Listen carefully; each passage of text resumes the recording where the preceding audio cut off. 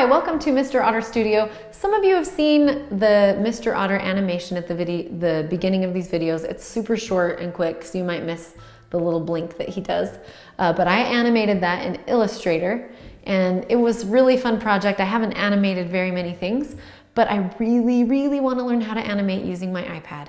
And so I decided to show you. I'm going to do an animation for a video that I made this week, and I'm going to show you the process of making an animation. So you can kind of see I'm totally beginner. I've never done this in Procreate. I'm just using things I've learned online to do this.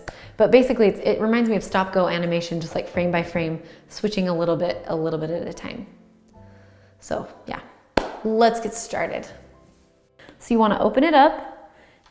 Just choose a new canvas, whatever size you want it to be. Mine is screen size. And then you click on the tool menu and you push on Animation Assist. Okay, now this is so cool. I'm just gonna show you a really quick one of like a ball kind of rolling across my paper. And so what you do is you just draw down here, these are your frames. So I'm gonna draw a ball rolling from left to right. So here it is.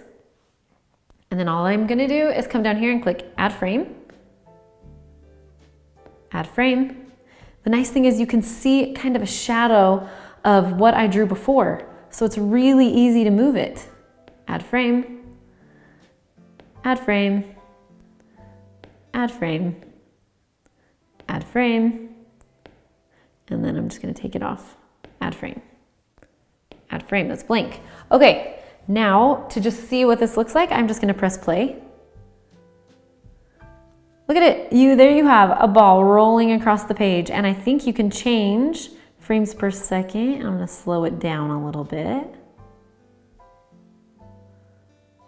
Look at that, how cool is that?